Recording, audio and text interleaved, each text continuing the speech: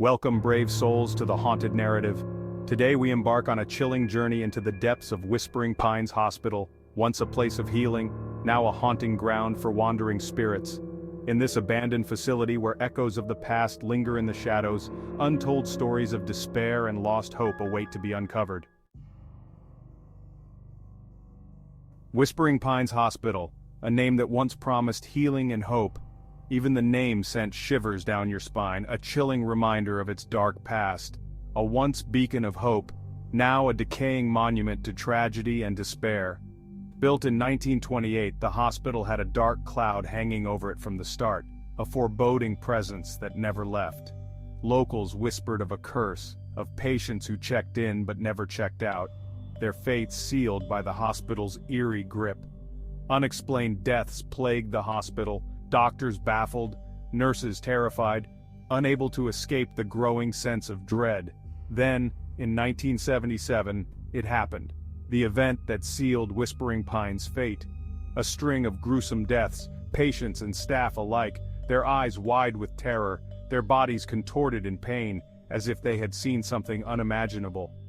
The hospital shut down, deemed unsafe, haunted by the memories of those who perished within its walls.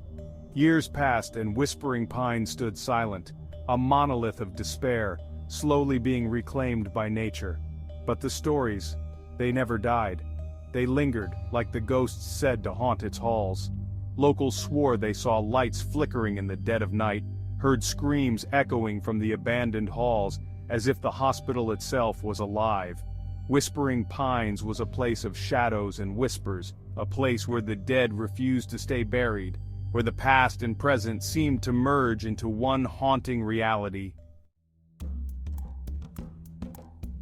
We were drawn to Whispering Pines like moths to a flickering flame.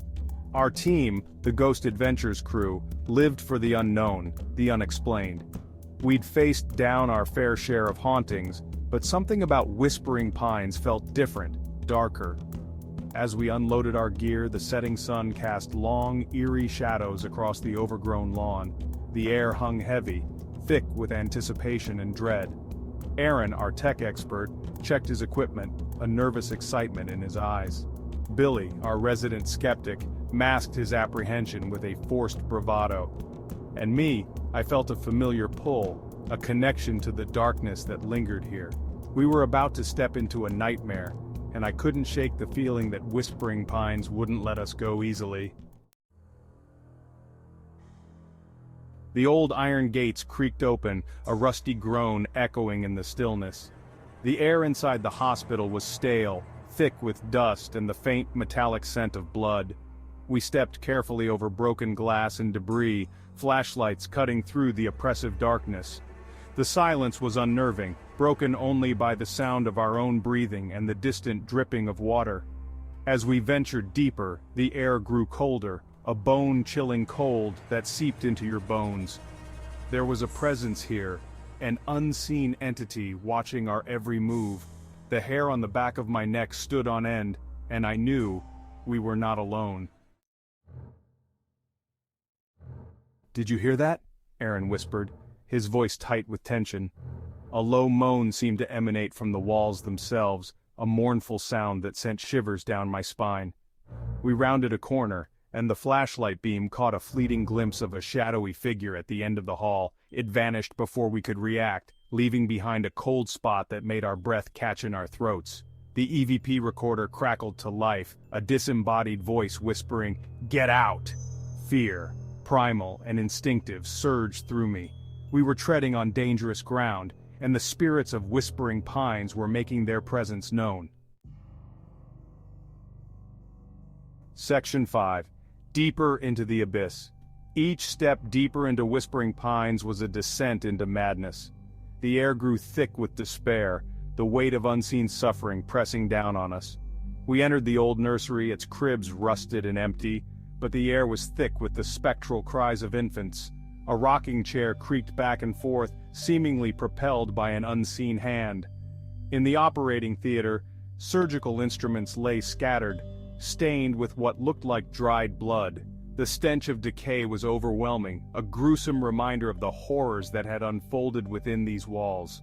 We were surrounded by death, its icy fingers reaching out from the shadows. Section 6. The Operating Room of Horrors. The operating room was a tableau of frozen terror, a place where time seemed to stand still, capturing the fear and agony of those who once lay on the cold, hard tables. A rusty surgical lamp hung precariously from the ceiling, casting long, distorted shadows on the blood-stained operating table. The light flickered occasionally, adding to the eerie atmosphere, as if the room itself was alive and breathing. I could almost hear the screams of patients, the frantic scrambling of doctors, the relentless beep of a heart monitor flatlining. The echoes of the past seemed to reverberate through the empty hallways, a haunting reminder of the lives that were lost here.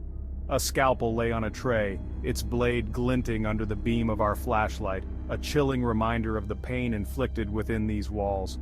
The surgical tools, now covered in rust, once held the power to save lives or end them. The air was thick with a palpable sense of dread, a heavy, suffocating presence that made it difficult to breathe. It felt as though the walls themselves were closing in, trapping us in a nightmare from which there was no escape. We were intruders in a sacred space, a place where life and death had once hung in the balance. The weight of the past bore down on us, making each step feel like a violation of the memories held within these walls. Now, only death remained, clinging to the rust and decay, its grip on this place absolute. The once bustling operating room was now a silent tomb, a testament to the passage of time and the inevitability of decay. Section 7. Confrontation on the third floor. The third floor was where the most disturbing activity was reported. It was the site of the final, horrifying days of Whispering Pines, where the unexplained deaths had reached their peak. As we stepped off the elevator, an icy blast of air hit us, chilling us to the bone. The air was thick with a cloying, sweet scent like decaying flowers. The hallway stretched out before us, seemingly endless in the flickering beam of our flashlights. The feeling of being watched intensified, and I could hear my own heart pounding in my ears. We were on edge, every sense on high alert, waiting for something to happen. Section 8. The Head Nurse's Wrath. A blood-curdling scream echoed through the hallway, followed by the sound of shattering glass. We spun around, our flashlights darting across the darkness. There, at the end of the hall, stood a figure in a tattered nurse's uniform. Her face was obscured by shadow, but her eyes glowed with an eerie, malevolent light. It was the head nurse, the most notorious spirit of Whispering Pines. She glided towards us, her feet not seeming to touch the ground. The air grew frigid and a wave of pure terror washed over us. We were in the presence of something truly evil, something that wanted us gone, or worse. Section 9. Fleeing for their lives. "Run!" I yelled, my voice hoarse with fear. We turned and sprinted down the hallway, the head nurse's maniacal laughter echoing behind us. We could hear her gaining on us, her heavy footsteps pounding closer. We stumbled and crashed into walls, our flashlights flying from our grasp, plunging us into absolute darkness. The stench of decay intensified, suffocating us, and the temperature plummeted. We were running blind, fueled by pure adrenaline and terror. The only thought in my mind was escape, to get out of this nightmare alive. Section 10. The Lingering Terror. We burst out of the hospital doors, gasping for breath, our chests heaving. The night air never felt so good, so clean and alive. We had escaped the clutches of Whispering Pines, but the experience left an indelible mark on our souls. We had looked into the abyss, and the abyss had stared back. As we drove away, the sun beginning to rise over the horizon, I couldn't shake the feeling that we hadn't seen the last of Whispering Pines. The terror lingered, a cold, hard knot in my stomach. We may have escaped, but some horrors, some evils, never truly let you go. Section 11. Whispering Pines Forever Haunted. Whispering Pines remained standing, a stark silhouette against the dawning sky. Its presence was both haunting and mesmerizing, a testament to the passage of time and the secrets it held within its crumbling walls. A chilling reminder that some places are best left undisturbed. The overgrown paths and deserted rooms whispered tales of sorrow and despair, stories that were better left forgotten. The spirits of the dead still roamed its halls, their pain and suffering echoing through the decades. Each corner of the hospital held memories of anguish, and the air was thick with the weight of untold stories. We had escaped with our lives, but we were forever changed. The fear we felt was palpable, and the experience had etched itself into our very souls, leaving scars that would never fully heal.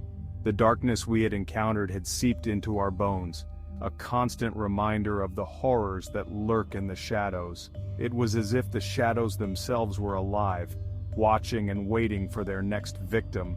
Whispering Pines stood as a monument to tragedy, a place where the veil between the living and the dead was thin, a place where nightmares were born. The fog that enveloped the building seemed to blur the lines between reality and the supernatural, and I knew, deep in my heart, that its eerie whispers would continue to haunt the night, drawing in the curious and the brave, only to trap them in its web of terror forever. The sounds of the night, the creaking floors, and the distant whispers would forever be etched in my memory, a haunting reminder of the place that was best left alone. If you enjoyed our exploration and want to delve deeper into the world of the paranormal, please like this video and subscribe to The Haunted Narrative for more spine-tingling adventures. And don't forget to hit that notification bell so you'll be the first to know when we unveil our next chilling tale.